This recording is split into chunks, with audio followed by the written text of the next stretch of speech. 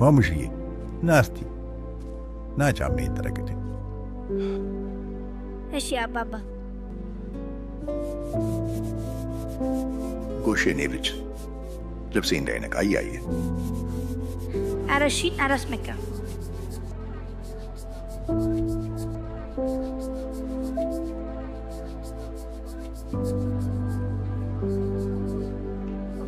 ስምህ ማን ነው?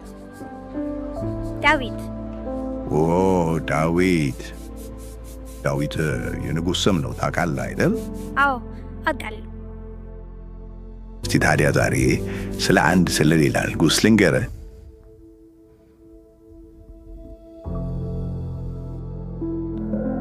ዛሬ የምነግርህ ታሪክ እንደ አንድ ተረት ከዕለታት አንድ ቀን ተብሎ የሚጀመር አይደለም።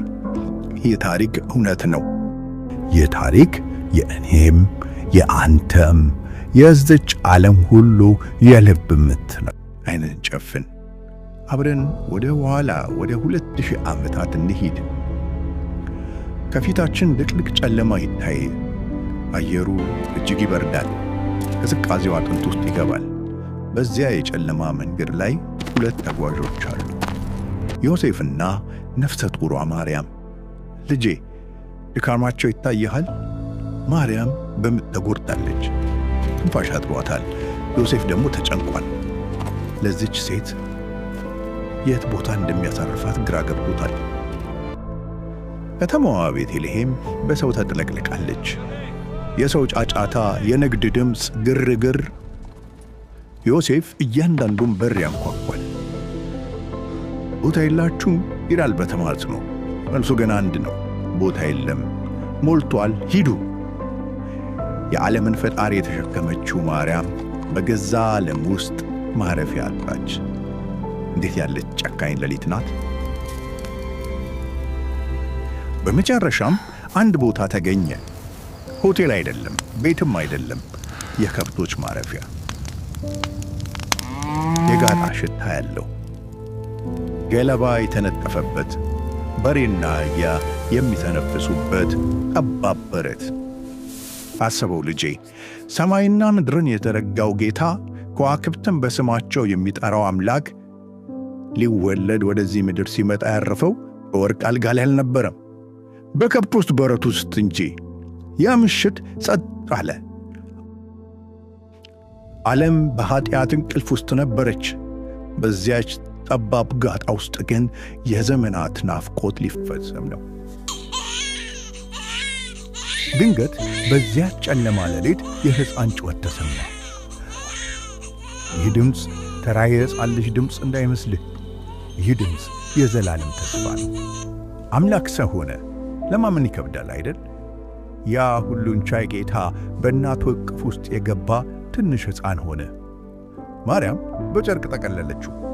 ማሞቂያ የለም፣ ያው የከብቶች ትንፋሽ ብቻ ነው። እሱ ግን ተኝቷል፣ ሰላማዊ፣ ቅዱስ፣ ንጹሕ። የዓለም ንጉሥ ተወለደ። ግን ማንም አላወቀም።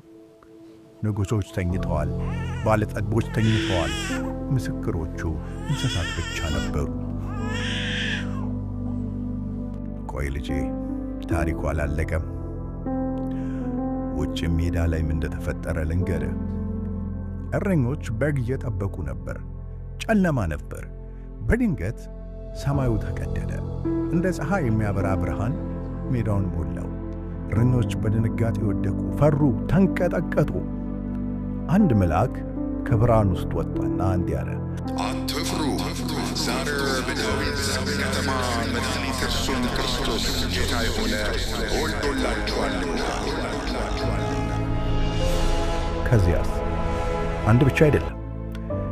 በድንገት ሰማዩ በመላእክት ሰራዊት ተሞላ። አእምሮ ሊገምተው ከሚችለው በላይ እልፍ አላፋት መላእክት ዘመሩ። ድምፃቸው ተራሮችን አናወጠ። አየህ ልጄ፣ ያ ሕፃን፣ ያ በበረት የተወለደው ኢየሱስ እኔና አንተን ስለወደድን የመጣው ንጉሥ ሆኖ ሳለ እኛን ለመምሰል ድሃ ሆነ። ያ ሁሉ ብርሃን፣ ያ ሁሉ ዝማሬ፣ ያ ሁሉ ተአምር ለእኔና ለአንተ የተደረገ የፍቅር ስጦታ ነው። ስለዚህ ዛሬ ማታ ስተኛ ስለ ስጦታ ወይም ስለ ጌጣጌጥ ብቻ እንዳታስብ። ስለዚያች ሌሊት አስብ። ስለዚያ ታላቅ ፍቅር አስብ። ምክንያቱም ገና ማለት እግዚአብሔር ወደኛ የመጣበት ቀን ነው።